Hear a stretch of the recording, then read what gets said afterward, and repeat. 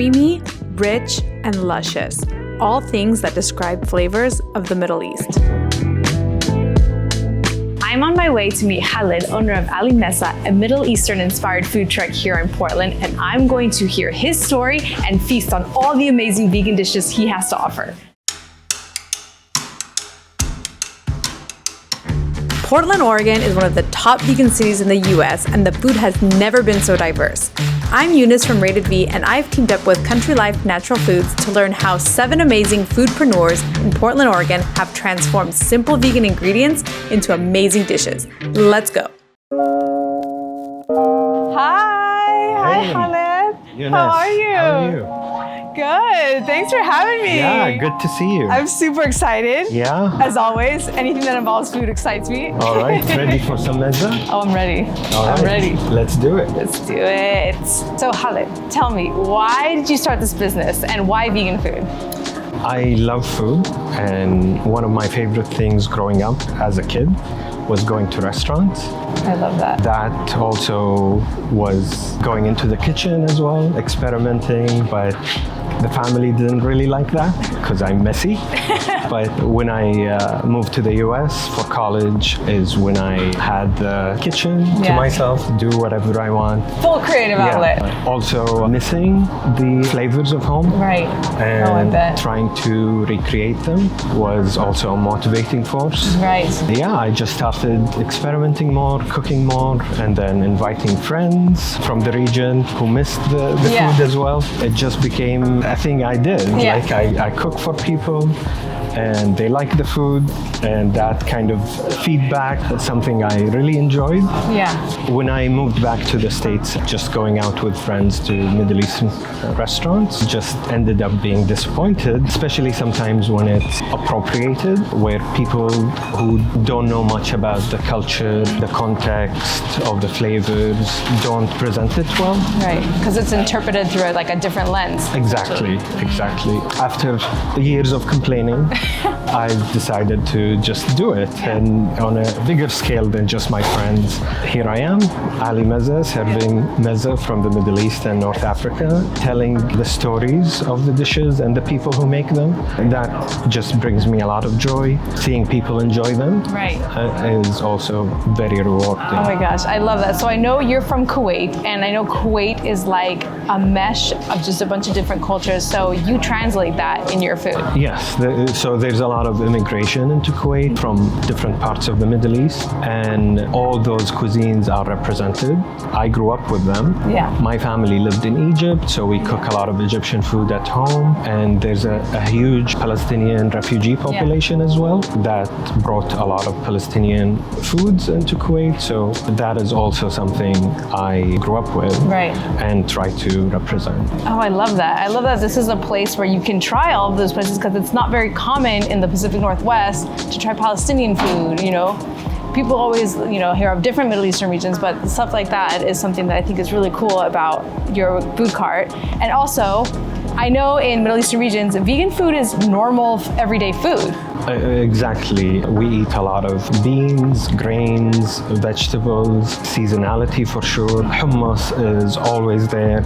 And we do so much with the humble chickpea. Yes. For the most part, these are traditionally vegan foods. Are you vegan yourself? Yeah. Tell me about that journey. Like, when did you become vegan? Why? So about 7 years ago, I became fully vegan. Before then, I was a vegetarian on and off. Right, like most of us. Yeah, just 7 years ago is when I just really thought about it and sat down with the feelings and idea of the harm that we cause animals and our planet, and I just couldn't ignore it anymore.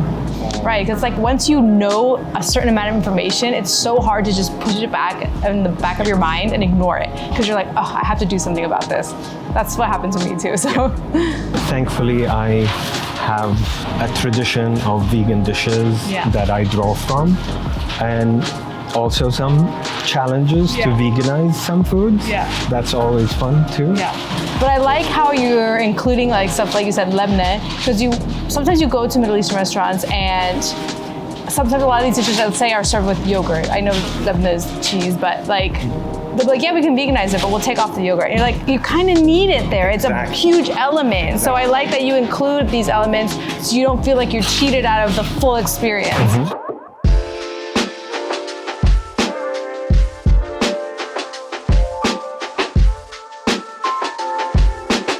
So let's start. Yes. Oh my Middle gosh. Eastern style, Arab way, making some bread. Thank you so much. Oh, and it's so warm and it looks so fluffy. All right. Oh my gosh. And just dig in. Dig in. What do you want me to try first? I'm gonna try the hummus first. It's my favorite. Okay, so okay. please. Let's do the favorite, the classic. Oh my gosh.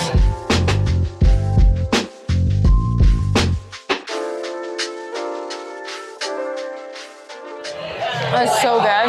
Yeah. So I always joke around to people that I'm a hummus sapien because I love hummus. It's like one of my favorite foods. This is so good and it's garlicky and it's yummy and it's, because I know you mentioned you do it your special way, so. It's my favorite food Yeah. ever. I eat it every day. Even though I'm making it every day in the Yeah. cup, I still eat it. I love that. It's so worth it. Okay. I'm going to try the muhammara next because that's one of my favorites. For those of you who don't know, muhammara is a red pepper pomegranate paste walnut. and walnut. So, oh my gosh. It's underrated. You don't see it at a lot of places. No, you don't find it in many places, especially in the West. It's like a perfect balance of savor and sweet. It is on the sweeter side. And that might be why I like it too, but it's like this nutty sweet. It's just so good. Oh my gosh. Okay, I'm just gonna keep going. This is a great food marathon. I love this. Okay, lebne. Because vegans often do not get to have this because it's dairy. It's just, Yeah, it's like a soft cheese or it's the yogurt? No, it's the soft cheese, right? yeah. And I make it from tofu. Ah, it does. It straight up looks like cheese.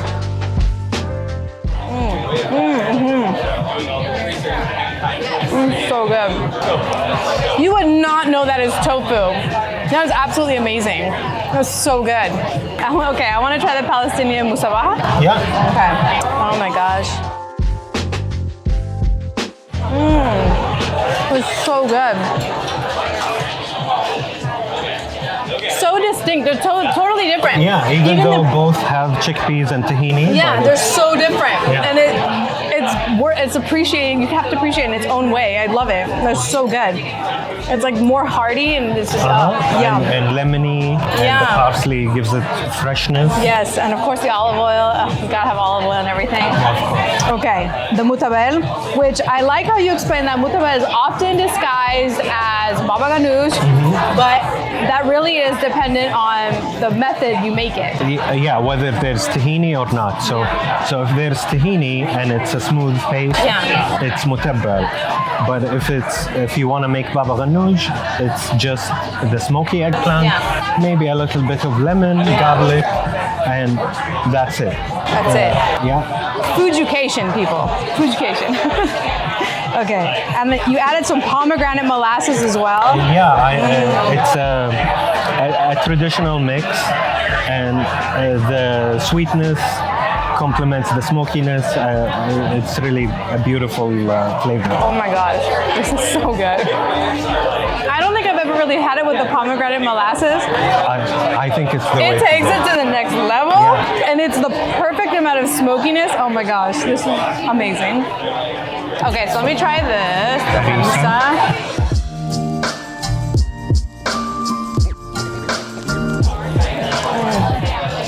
Guys, I'm gonna be here for a while because I am just enjoying everything.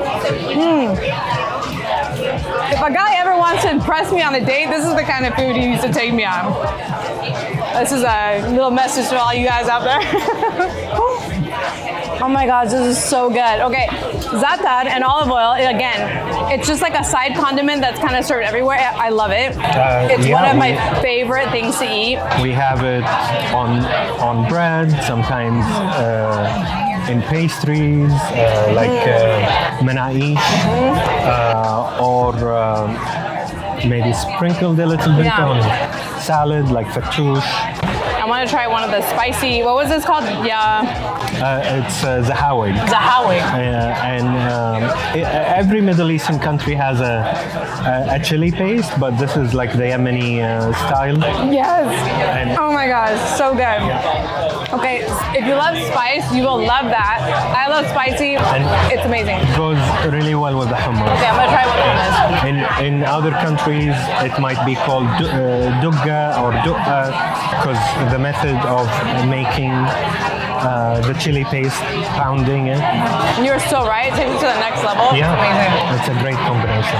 So, what is it that you would want customers to experience when they eat your food? Not to sound cheesy, but joy, like really enjoying the food, the flavors, and learning about how it's made traditionally, who the people that make the food. The country behind it. Yeah, and if there's a story behind the dish, I like to explain these things. And overall, I want people to have a good time. Yeah. Oh my gosh, I love it. Well, thank you so much. I'm gonna just keep enjoying this. Oh, and to finish off, I'm gonna try this hibiscus juice.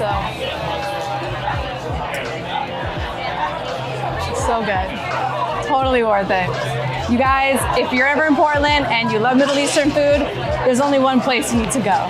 Just saying. So as you can see, Ali Meza has a plethora of vegan dishes where many of them, the base was simple natural ingredients like chickpeas. So if you want to check out some vegan recipes for yourself, you can hop over to countrylifefoods.recipes and try them out at home. Catch you next time on Rated V.